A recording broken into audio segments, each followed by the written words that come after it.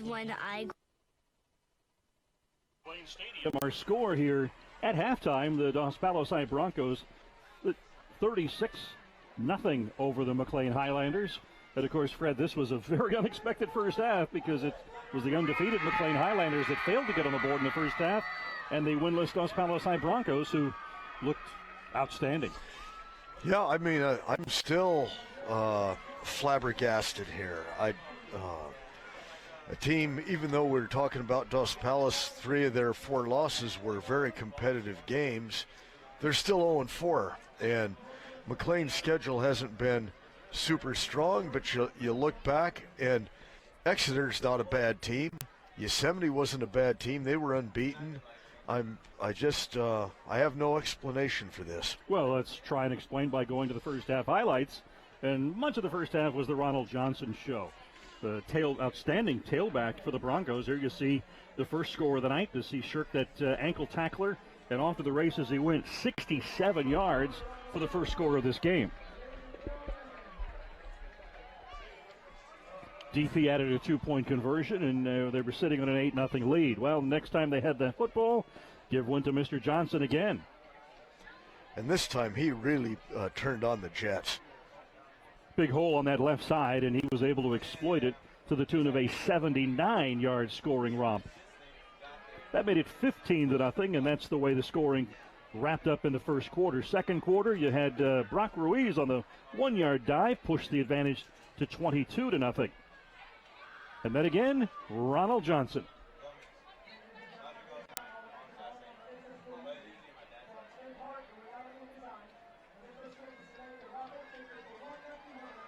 Big gainer.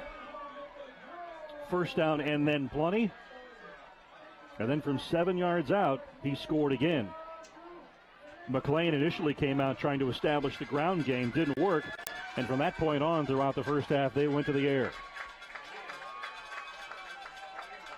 So too to the Broncos, that terrific snatch, getting them into the red zone. And from 7 yards out, who else but Ronald Johnson? His third score of the night, that pushed the lead to 29-0 Broncos.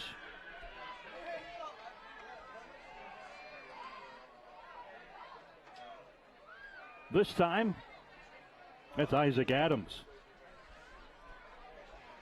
And I think we're going to see him again. Got it to the 16-yard line. One more look at that play. Our guys in the truck like that play so well, they want to show it to you one more time.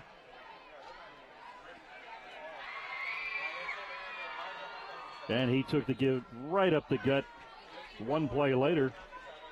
And that was our first half scoring. Broncos sitting on top, 36-0. And there's, Fred, as you and I have both been texting people around the city and around the valley at various stadiums, our texts have been the same. Halftime at McLane Stadium, 36-0. Dos Palos, and the response has been, you mean McLane? Yeah. As you know, on some of the local talk radio shows, we're talking about high school football and a little bit in the paper.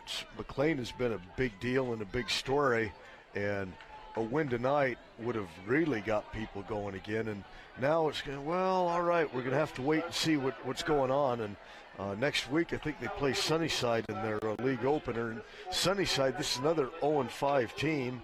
They have a bye tonight, and they'd still have to be considered the favorites in the NYL.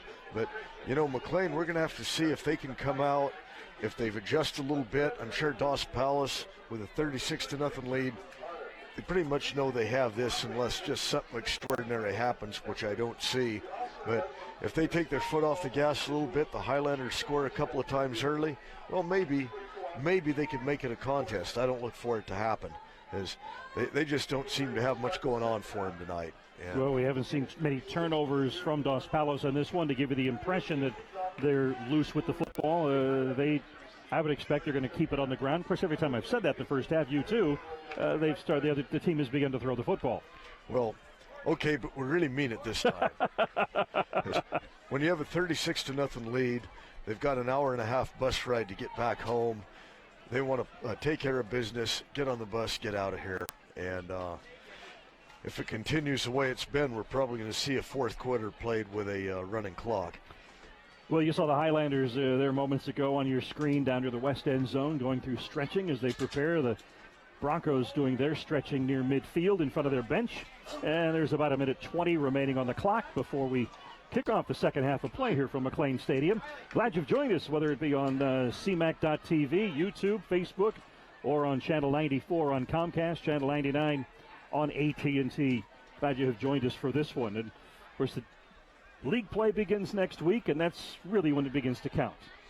Well, and Palos is talking to a couple of their fans at halftime, and they are really heartened by this game, and they're thinking, okay, we've got a real good chance of winning the league right now. And they hadn't given up on that, but they really weren't thinking with the records. They were thinking, okay, if we can go down to Fresno, keep it close, build some momentum for a league play. Well, they got the momentum going now, and looking at their schedule in league, I'm looking for them to end up with a winning record now. Well, the last couple of telecasts, we've talked about this, that particularly we've talked about Sunnyside, how Gordon Wood, their head coach, likes to look at the preseason as building blocks to get into league and also prepare his team for the postseason as well.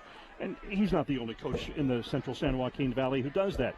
So sometimes programs that have a great tradition of success and high rankings, they can look at the full season as a barometer of achieving that, where in reality it's about a young team such as what we have, that offensive line made up mostly of juniors for the Dos Palos Broncos. They lost a quarterback who transferred out over the summer, so obviously they're trying to gel as a team, prepare throughout these 5 non-conference games, and use those non-conference games as a means of getting ready for the start of conference play. So I think you have to be very enthused and very encouraged by what you're seeing tonight, their final night before they jump into league play next week. Well put. But so I'm still going to elaborate that on a little bit. McLane's got a lot of work to do this week. Sunnyside's going to present a whole different set of problems than Dos Palos has given them. They don't go with a quarterback under center. They don't run the ball a whole heck of a lot. And they're really going to have to go back to the drawing board and get innovative on what they're going to have to do next week. Daniel Reyes over the tee right now, the official still with the football. And now he hands it to Reyes so that he can prepare to kick off and begin our second half here from McLane Stadium. Glad you've joined us. Dan Taylor with Fred Clark bringing you high school football here on CMAC.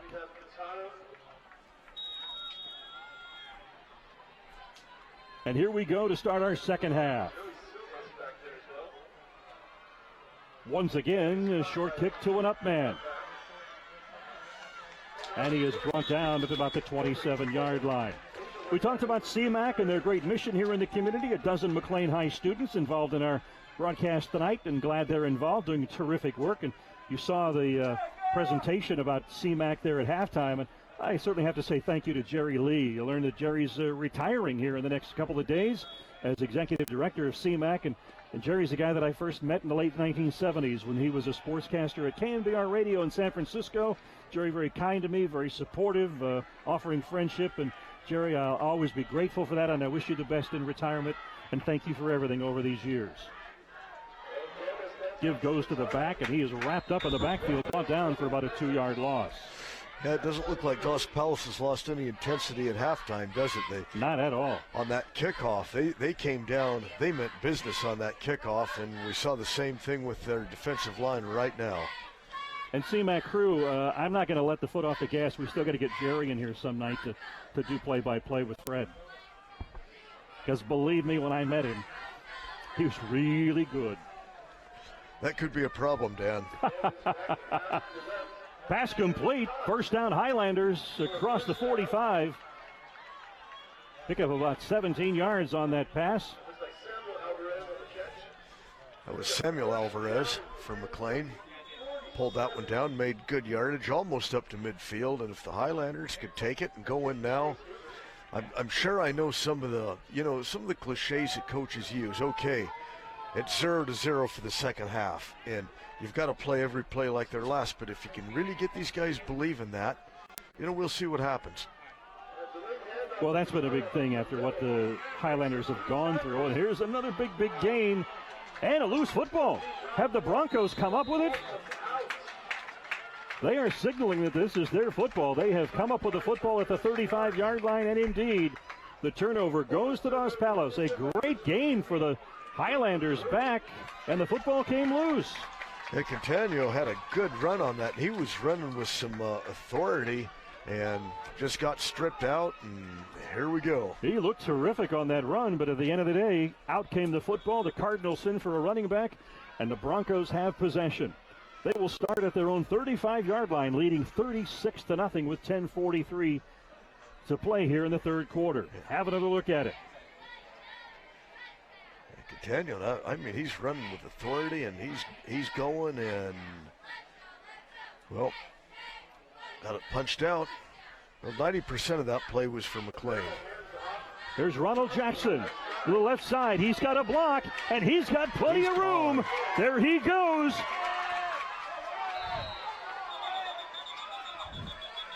Jackson looked as though he was trying to stutter. Okay, I think is this coming back? Well, I'm looking for penalty flags on the field. I don't see any, but I don't see the Broncos a flag. are walking back as though there is a penalty on the play. Yeah, I didn't see a flag, but oh yeah, it was camouflaged.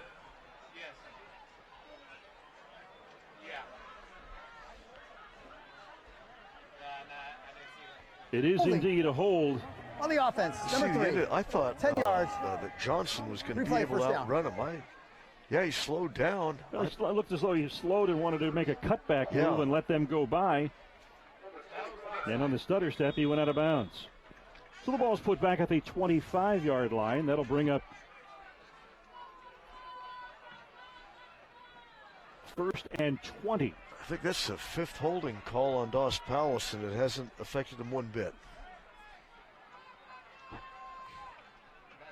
First and 20.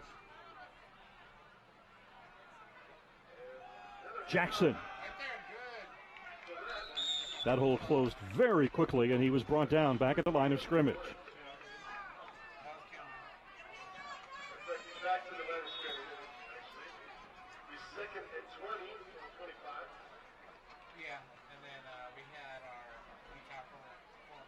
.9:37 on the clock. Second down 20 for the Broncos, leading 36-0 here at McLane Stadium.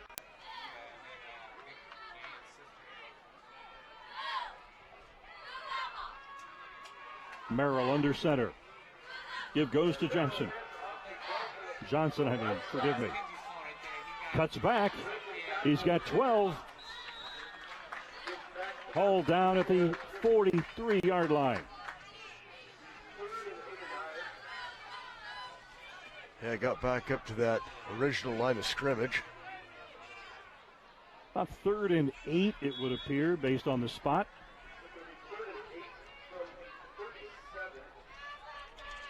And Dos Palos' offensive line, they haven't taken much of a break. They're still playing with that same tough intensity.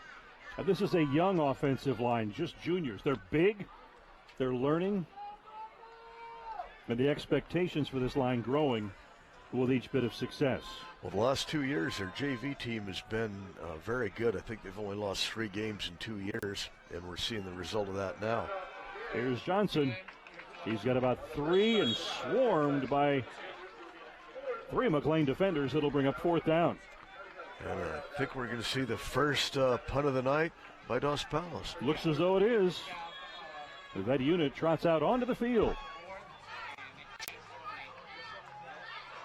8 minutes to play here in the third quarter. As the Dos Palos Broncos working toward their first win of the season and doing so in very impressive fashion.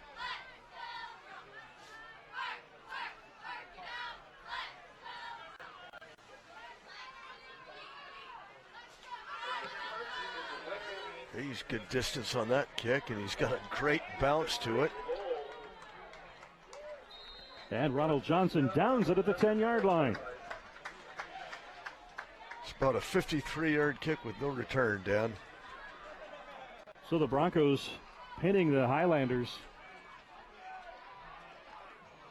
giving them quite a challenge to develop a strong potential scoring drive. 7:32 left in the third quarter of play.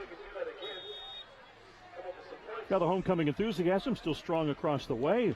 You're looking from the east end zone toward the west. Yeah, I've got to hand it to the McLane crowd. Most of them have stuck around here. Indeed.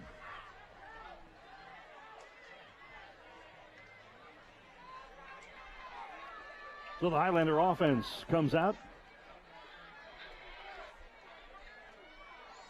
Looked as though the Bronco defensive tackle jumped. You know, I haven't got a score out from Sunnyside Defense. then, but that game 5 yards. between Hoover and Tulare Remains Union first down. had the potential of being maybe the biggest rout of the year. I hope Hoover could at least show up. With 4:37 remaining in the game at Buchanan Stadium, our score out there, 31-24, De La Salle over Buchanan. Bears got another field goal. Bears got another a field touchdown. Ah, that would be nice if they could win that game. Give up the middle. They may have made the line of scrimmage. Potentially a yard loss. No, they spotted at the line. Well, that Quintano, he really battles. I felt bad for that fumble that he had earlier because he had really fought for that gain. And this one he had no gain, and he seemed to fight the whole way down. McLean's starting tailback, Cunnings, has not returned since early in the first quarter.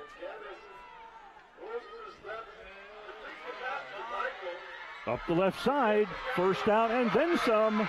Can he outrun the defenders? Looks as though he can, and the Highlanders are on the scoreboard. That's John McMichaels. 83 yards. His 15th touchdown of the season.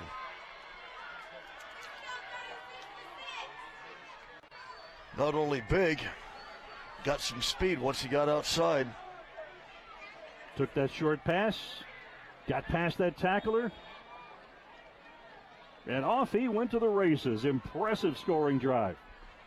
Impressive scoring run. After an 83-yard reception for a touchdown, brings up the extra points. Castro's kick is up. And the point after is good, so the Highlanders are on the scoreboard here to begin the second half. About 6.5 minutes left in the third quarter. Our score 36-7. Well, that takes care of Dos Palos' shutout. Walk off the field a little bit dejected. We'll see how they handle this. See if this gives McLane, spurs him up a little bit. Okay, Dan, you going for the onside kick? No. Way too early. I'm going for it.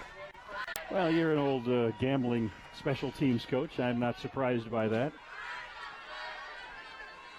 But with the scoring ability we have seen out of Dos Palos, I don't know. Do you really want to give them that kind of field position if it is unsuccessful? I don't think it matters at this point. Yeah.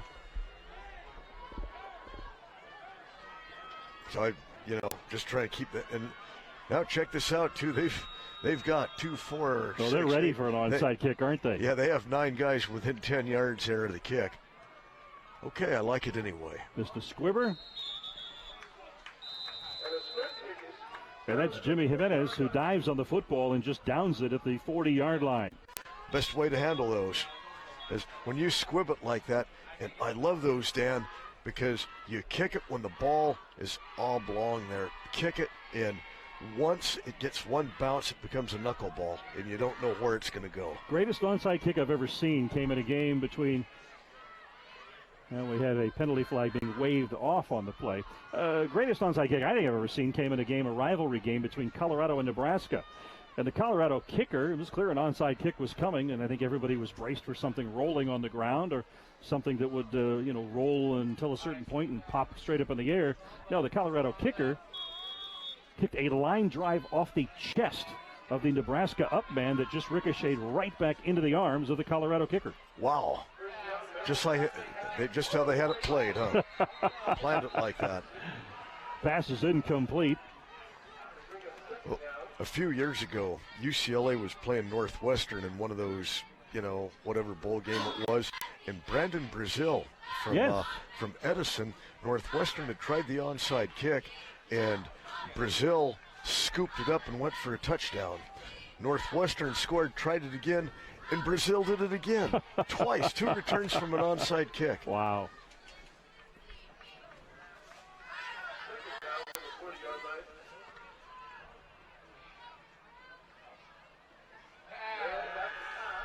Merrill lets fly. I think he's overthrown both receiver and defender. A friend of mine and his brother, longtime Cincinnati Bengals season ticket holders, and as you recall, they went through some very lean years, maybe 12, 15 years ago. And one of the Shula boys was the head coach at that time. Can't recall if it was Mike or David. Was the Bengals head coach. And in this particular game, he elected to begin the game with an onside kick that the opposing team grabbed and ran all the way in for a touchdown. Damn. And my friend and his brother got up, walked out of the stadium, and have never returned. Is that right? Yeah. Johnson. Bad exchange. Ball pops loose. Highlanders dashing off the field as though they've got the football, waiting for the official signal, and it is McLane football at the 40. Well, that's what you need to try and mount a big comeback from a large deficit. You need turnovers. And McLean's sidelines became electrified with that. So let's see what happens. And the stands similarly up and shaking the pom-poms.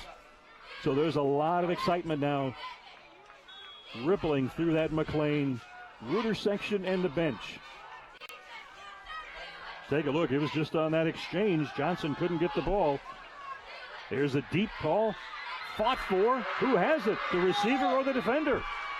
It's a complete pass down to the 5-yard line.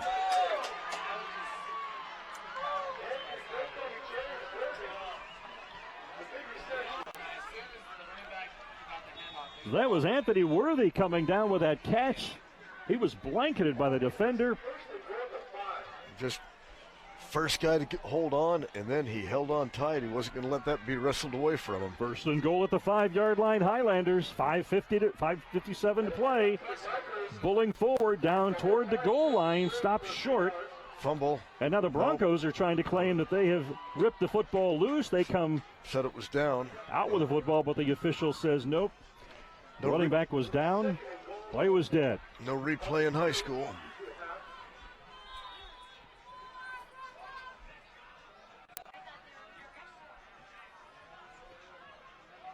Ball spotted at the 2-yard line. Second down and goal from the 2.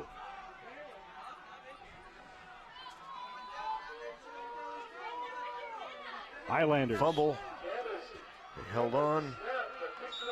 Sacked for a loss of about 2 yards. Brings up 3rd and 4. Gamez did a good job being able to pick the ball up and hand it off because he lost it right when it was snapped.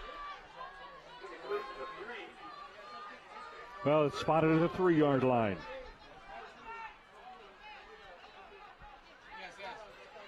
Broncos scurrying to get an 11th man out on the field. The defender came off, clutching his stomach. Throwing the fade route for the back corner of the end zone. Is it caught? Dropped it. In and out of the hands of the receiver.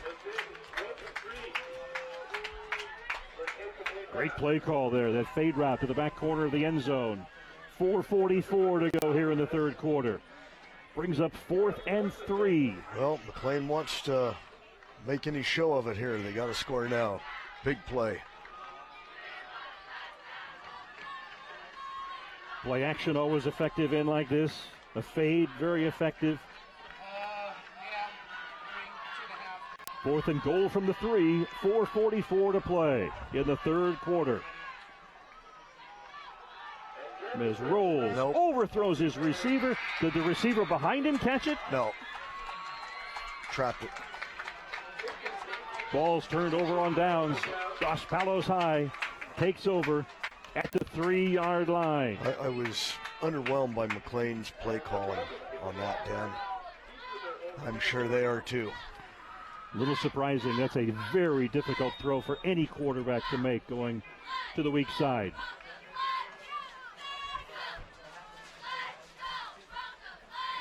So the Broncos with the football starting their possession at the 3-yard line. Johnson, the deep back. What a night he has had. And the officials blow this one dead before it really turns into anything. Like Johnson has that little twist he makes, right about the point of contact.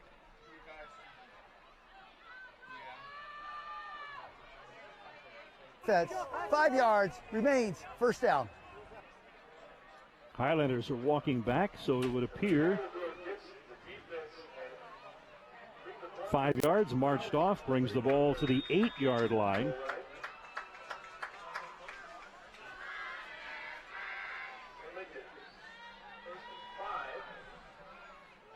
First and 5 now from the 8-yard line for Dos Palos. Leading 36-7, 4:37 to play here in the third quarter at McLane Stadium. Johnson keeps the legs churning, and he's up. Looks as though he has got a first down. Just 5'8", 155 pounds, and that might be stretching a little bit. But he's got some speed, and the way he just accelerates when he has a hole. A little short in stature, but big in impressiveness. Ronald Johnson, what a night he has had. 3 touchdowns thus far, 3 of the 5 that the Dos Palos Broncos have scored. He gets the football. Changes direction, picks up about 4.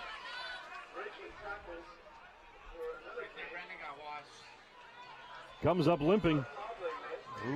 And down he goes, asking for the trainer. The officials will take time out so that the coaches and the trainers can come out and attend to Ronald Johnson as he's holding his right ankle. Hoping it's just a cramp. Again, as you see at the bottom of your screen, our score 36-7 Dos Palos. As McLane came right out on the big play scoring and had a drive down to the 3-yard line, unable to capitalize and put any points on the board. Johnson up and limping, hobbling his way back toward the bench. On his own. Good sign for him that he's not too much of a So second down and 4. Ball is spotted at the 22-yard line of the Broncos. And he got 6 on that where he was initially hit behind the line. Well, I think he was hit by just about every one of the defenders. Pretty much. Yeah, by the time it was said and done, 6-yard gain really took his average down. Uh-oh. Indeed, this is Adams. Adams might spring this. He's at the 50, pushed out of bounds across the 45-yard line. Isaac Adams, one of tonight's co-captains, with a big gain from the 22-yard line, busted across the 50, and is pushed out at the 43-yard line.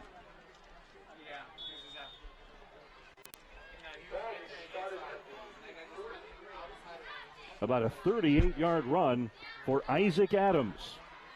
So first and 10 Broncos in McLane territory, leading 36-7. The pitch goes to Martin. He is wrapped up and thrown for about a 5-yard loss. Good pursuit by the Highlanders. They read that. That was number 52, Tau. Johnson walking on the Dos Palos bench with only a very slight limp now.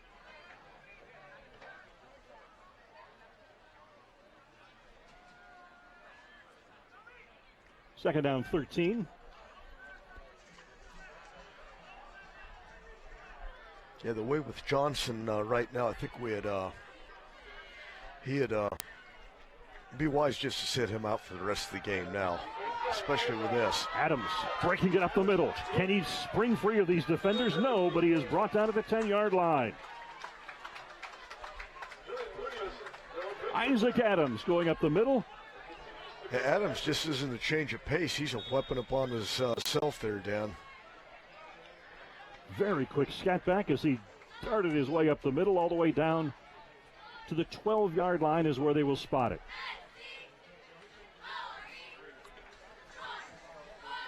Take a look as he darted right through that gap.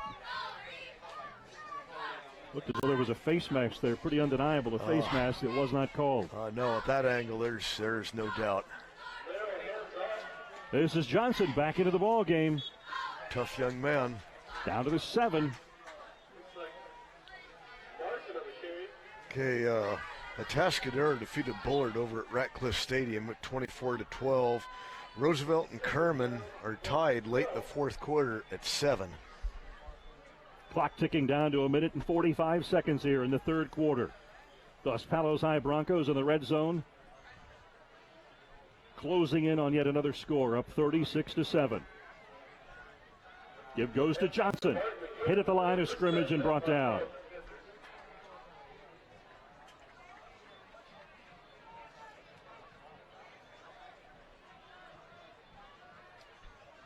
Well, this score has got to send shudders throughout their league. Yeah, Mendota, Fireball, Avenel, Tranquility. It's not going to be an easy road for them in Coalinga. Some of the teams that are in that West Sierra, they're really down this year. Mendota, I was really surprised by that. I thought Fireball would be a little bit stronger too. 53 seconds to play here in the third quarter. Merrill under center. Give goes to the big back Ramirez, and he is in for the touchdown. The 6th score of the night for the Dos Palos High Broncos. They didn't like sending that punting team in, Dan. Far and away the most they have scored this year.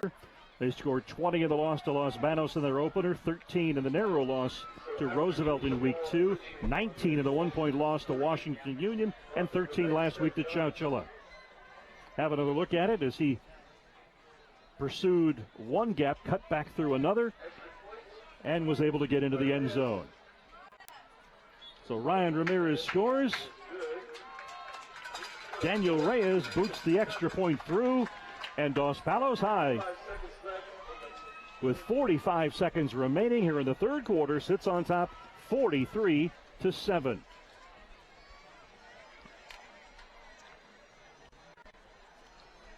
Yeah, any hope McLane had, and I'm not talking about winning the game, but making it look somewhat competitive when they could not convert after having a first down on the 5-yard line.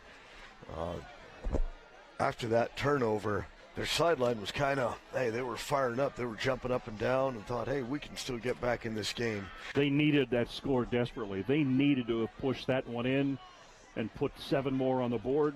As you take another look here, Ramirez finding the end zone. Yeah, that one's really slammed the door shut. Because every opportunity when you're down like this, you have to capitalize on. They took advantage. The turnover, they got right down to the 3-yard line and being unable to capitalize and get points on the board. And that hurt.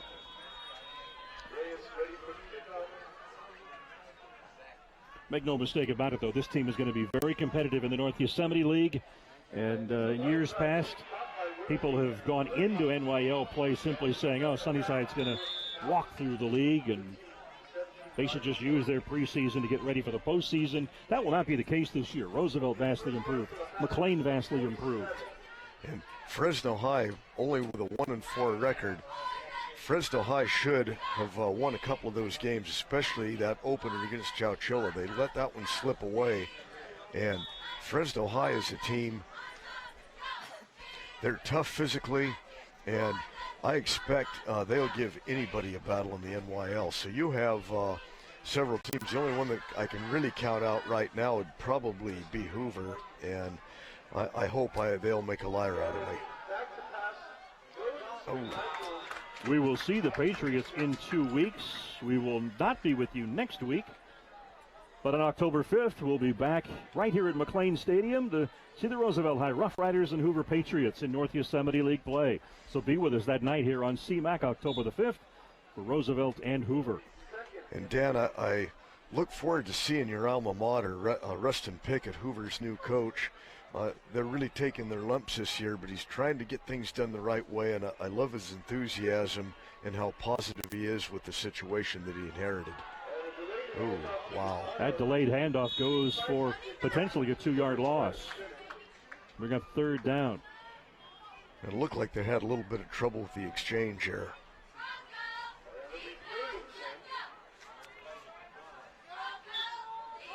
Hoover, a school with a proud tradition. A lot of players who have gone out of there and gone on. Rod Perry, a great player in the National Football League. Rod Horn played in the Super Bowl for the Cincinnati Bengals, an All-American in Nebraska.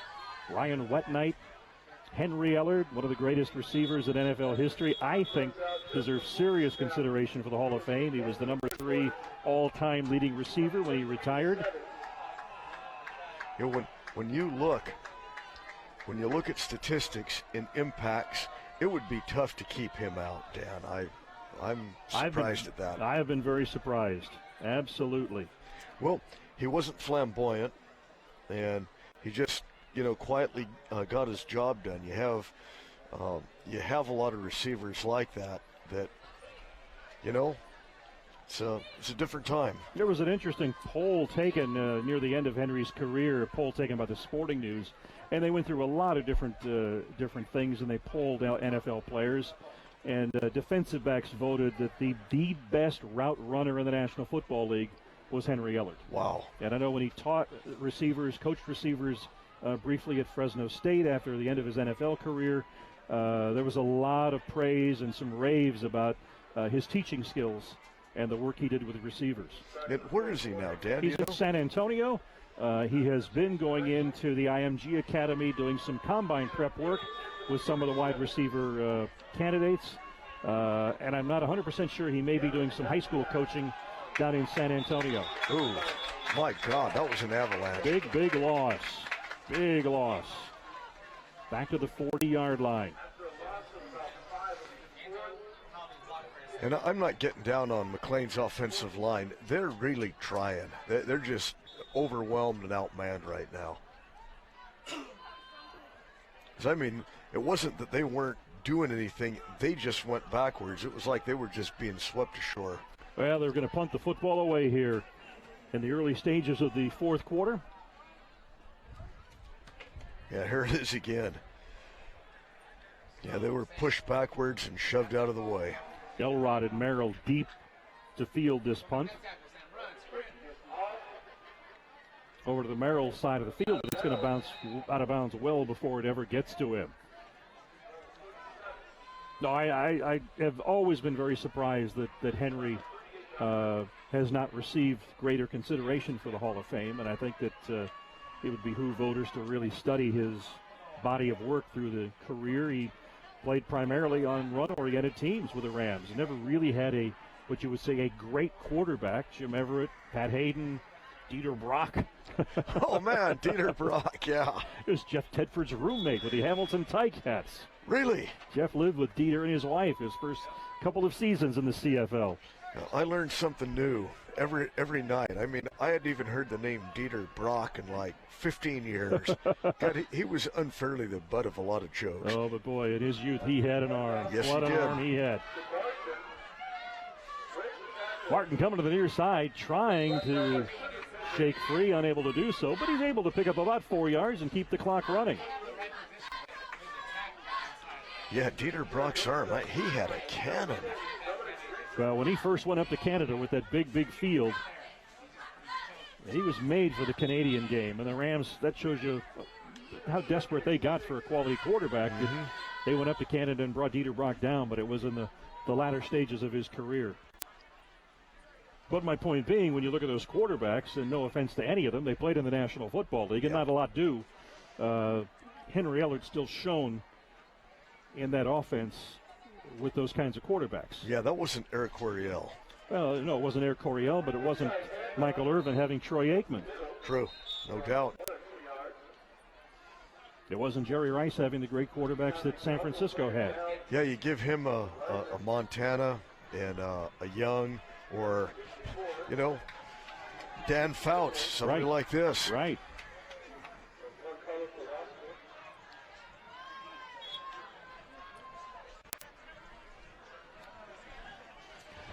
appears we're playing with a running clock now, Dan. As we're down to about 8:45 left in the game. Don't let that clock on your screen confuse you. It's not running that fast. No, we're at 8:41 rather than 48 seconds there. 8 minutes and 34 seconds to go here in the game. Merrill trying to shake free, but he's going to be thrown down for a loss. It was Julian Munoz going in again, making that tackle, and he's still playing with some fire. And it brings up fourth down, and out comes the punting unit. One of the very few times they have been on again tonight. Good defensive stand for McLane. Little victories at this point, Dan. Absolutely, absolutely.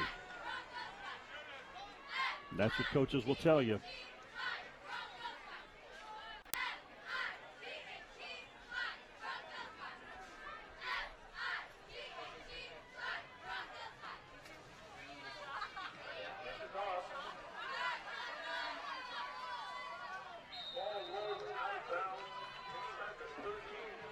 But you harken back to the mid-1970s, and I think it's still kind of amazing to look at the fact Fresno, California had 2 of the 5 interior linemen on the Parade All-America team in Pat Howell and Rod Horn. Mm-hmm. Both went on to be outstanding college players and successes in the National Football League. A few years later, another Parade All-American out of Fresno and a wide receiver at Bullard, Rex Hudler. Yeah. Rex Hudler is one of the most entertaining people. Oh, he is. You will hear. Absolutely. Great, great athlete. Sure was. In and out of the hands of the receiver, incomplete. Rex told a great story that when he got to the big leagues with the Montreal Expos and on a road trip into Los Angeles, he came early into the dugout. And out on the field, Kirk Gibson was taking early batting practice for the Dodgers. Oh, when Darrell Rogers was the head coach at Michigan State, a former Fresno State player and head coach, he recruited Rex very aggressively for the Spartans. And when Rex visited the Michigan State campus, his host was Kirk Gibson. And the tactic Gibson tried to use was to tell him that football was the true sport of men. And if you elected to play baseball, well, you were anything but. And I'm not going to get into the language that Kirk Gibson used. I can imagine. He had a series of things that he told Rex, and so Rex came into the dugout there, the visitors' dugout in Dodger Stadium, and Gibson's taking batting practice, and Rex sat there, stood on the top step of the dugout and hollered sentence after sentence after sentence, repeating the lines that Gibson had told him to indicate that he would be less than a man if he chose to play baseball over football. Oh, big gainer, complete into Dos Palos territory. That's McMichaels again, almost broke that. To the 43-yard line. And with each swing and each sentence Rex would holler, Gibson would step out, be in the batting cage, and glare over into the dugout trying to figure who this guy was and where this was coming from. And he said after about the third swing, it all clicked, and he said that Gibson just burst out laughing in the batter's cage. Hudler could do that to people. Oh, absolutely. Passes incomplete, just a little behind him. 5:04. Correction, 4:57. I think the clock is catching up there. It's kind of going the opposite way. Yeah, there we go. We're having a fun clock on the monitor. As we said, a learning experience for a lot of our McLane High students and for a few of us in the booth. Of course it is. Aired it out, deep ball, complete at the 20. And Alvarez is wrestled out of bounds at the 18-yard line. Terrific grab. Well, the Rough Riders scored late in the fourth quarter to take a 14-7 lead out at Kerman, Dan. And De La Salle held on and beat Buchanan 31-24, but the Bears definitely made a go of it. No doubt an exciting night for the fans out there at Veterans Memorial Stadium. Going to the air, going for the end zone. Complete and a touchdown for the Highlanders.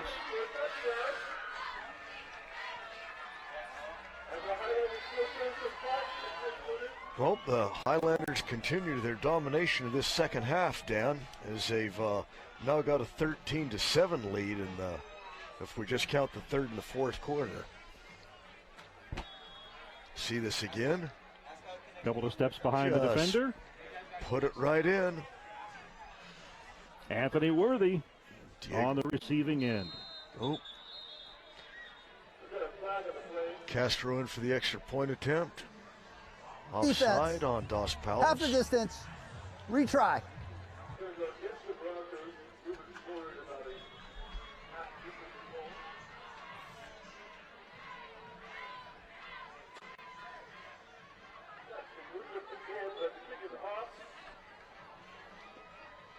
Extra point is good.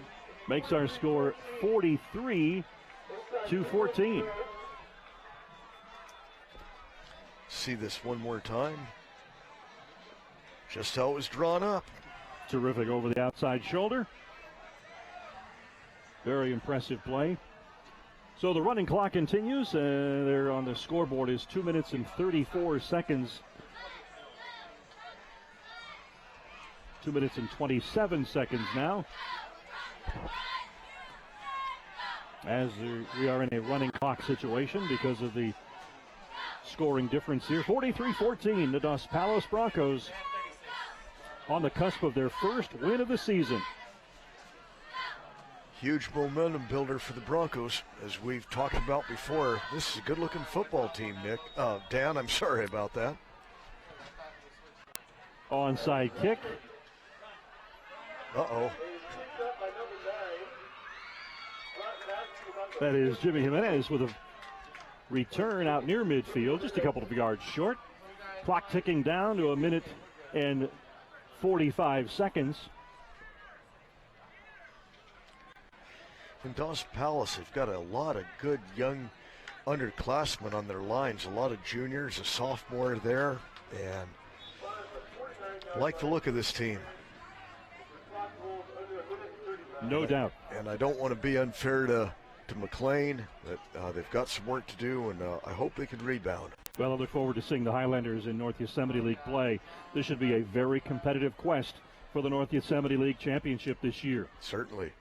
DP, on the other hand, Kevin Jones wanted to really bring the pride back into that program, return running the Mike and Bill Sparks style of football, which he has done very well. 1 minute remaining in this game. Clock continues to tick down as the Dos Palos High Broncos come into Fresno, and they will head home with their first victory of the season, 43-14 over the McLane Highlanders. Bus rides home are so much more fun when you can go on the road, win, and then when you lose on the road and then you have to have a bus ride. There can't be anything worse. Oh, real bleak. Merrill takes a knee with 27 seconds remaining. That will be our final play of this one. Glad you have joined us here at McLane High for our CMAC High School football presentation tonight. The Dos Palos High Broncos earning their first win of the season and doing so in very impressive fashion. Down beneath us, Broncos running to their sideline to celebrate.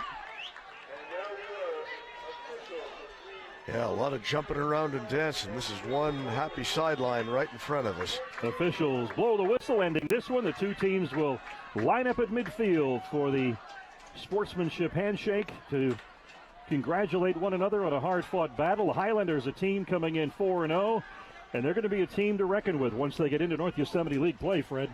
Yes, they are, and hopefully they can put this past them, rededicate themselves, get fired up, and give Sunnyside a battle next week. The Broncos, on the other hand, they now really go into league play brimming with confidence. A tremendous effort tonight. Ronald Johnson with the 3 scoring runs. And we will have highlights and recap this one and a whole lot more when we come back after this from McLane Stadium.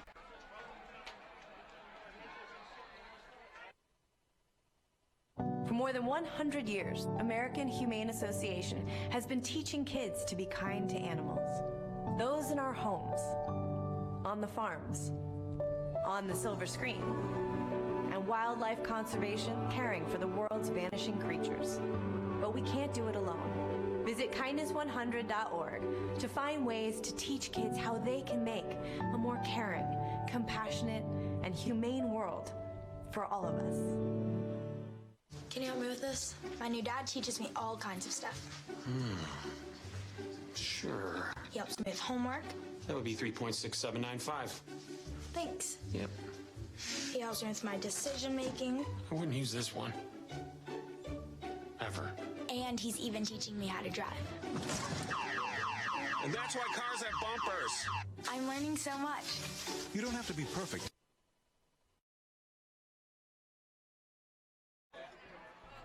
Welcome back to McLane Stadium, where the visiting Dos Palos Broncos have emerged victorious for the first time this season, and they have done so in very impressive fashion.